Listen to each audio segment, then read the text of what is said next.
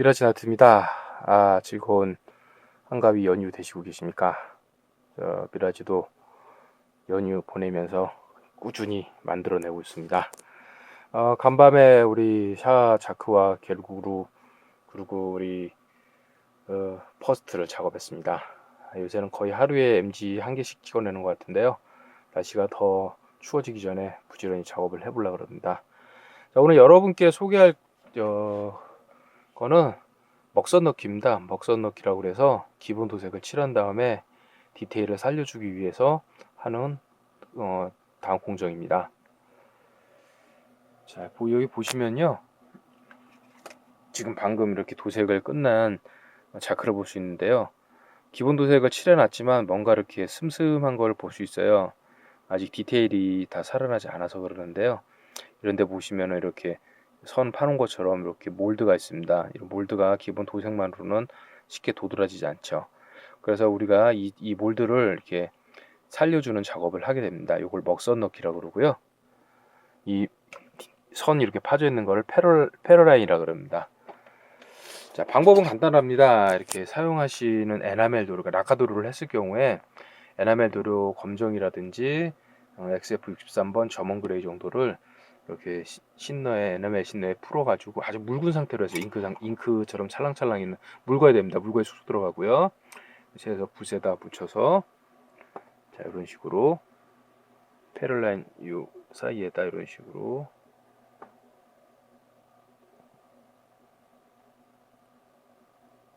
딱 해주면 이게 자연스럽게 스며들게 되죠. 자, 이렇게 작은 틈으로 도로가 싹 스며드는 현상을 모세관 현상이라고 그러는데요. 모세관 현상으로 인해서 약간만 분만 갖다 대로 알아서 다 들어갑니다. 그 옆에 이렇게 삐져나온 거는 상관없어요. 나중에 마른 다음에 이렇게 면봉에다 에너메신으로 묻혀서 이렇게 살살살살 닦아주시면 닦아져 나갑니다. 이렇게 닦여 나가죠.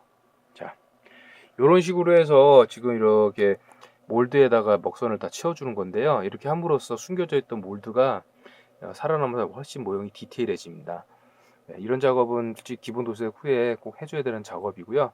건프라 경우 이런 작업을 하고 이제 여기다 데칼이라든지 이런 데칼 넣고 그다음에 뭐 웨더링이나 이런 거 필요하다면 하고 마감제를 하면 이제 완료가 되는 거죠. 자, 지금 이 패럴라이너는 그러니까 먹선 넣기 작업은 상당히 요새 쉽게 돼 있어요. 요새 이렇게 보시면 전용 도루들이 나와 있습니다. 이게 먹선 넣기용 도루인데요. 요거는 이제 타메에서 나온 패럴라이너라는 도루입니다. 요거는 성분은 에나멜이고요. 에나멜을 이렇게 먹선 넣기 좋게 신너를 넣어서 희석해 놓은 겁니다. 그래서 이렇게 보시면 붓이 달려 있어서 갖다 대시면 쓱쓱쓱 들어가게 돼요. 자, 먹선 넣기 작업은, 그리고 이거는 이제 군제사에서 나온 제품인데 군제는 이름이 좀 다릅니다. 미스터 웨더링 컬러 이렇게 되는데 뭐 이거는 웨더링 작업에도 쓰기도 하지만 뭐 검정이나 회색 같은 경우에 1번이나 2번 같은 경우에는 우리가 이게 패럴라인 작업으로 쓰기도 합니다. 그리고 먹선 넣기 작업은 주의하실 게 있는데요. 무조건 이렇게 검정색을 넣는 건 아니에요. 왜냐하면 우리가 지금 검정색을 넣게 되면은 그 부분만 도드라져서 색의 모형이 촌스러워집니다. 예를 들어 전체가 하얀색일 경우에 검정을 넣으시게 되면 이 선만 도드라져 갖고 모형이 되게 촌스러워져요. 그럴 경우에는 검정을 쓰는 게 아니라 약간 색이 옅은 그레이 계열을 써가지고 도드라지지 않게 하는 겁니다. 마찬가지로 우리가 사막색 같은 경우에는 검정을 쓰지 않고요, 브라운 계열을 씁니다. 원래 이 패럴라인은 실제로는 없는 그런 건데 이걸 모형적 과장이라 그러는데 좀 임의적으로 살려주는 거거든요. 그래서 너무 이게 도드라지면 모형이 좀 모형 같지가 않고 정말 장난감 같아요. 그래서 이거를 너무 도드라지지 않게 맞는 색깔을 쓰시면 되고요. 타미야에서는 그레이와 블랙과 브라운 세 종이 나오고 있고 지금 군제사에서는 8개의 종류가 나오고 있으니까요. 상황에 따라서 적절하게 섞어 쓰시면 됩니다.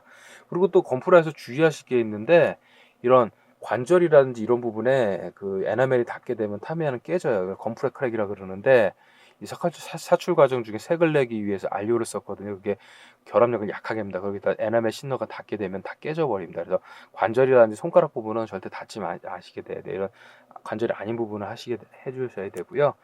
그다음에 한 30분 정도 해주시고 면봉을 이용해서 닦아주시면 됩니다. 닦으실 때는 요 페럴라인 넣은 것과 직각 방향이 되도록 이렇게 살살살 세게 하면 색이 벗겨져요.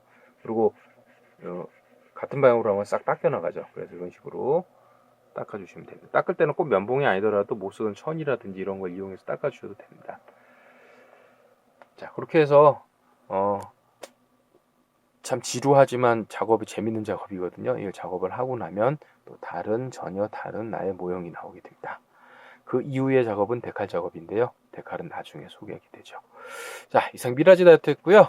자, 즐거운 한가위 연휴 되시고요. 우리 다음 과정에 또 만나도록 하겠습니다. 예, 즐거운 연휴 되십시오. 이상 미라지 다이어트였습니다. 참, 이런 제작 과정은 저희 카페에 있어요. 다음에 미라지 곰프방이라고 치시면 나오고요. 오늘 과정은 상세하게 올려놓고 있으니까요. 시간 나시는 분들은 저희 카페에 오시기 바랍니다. 자, 이상 미라지 다이어트였습니다.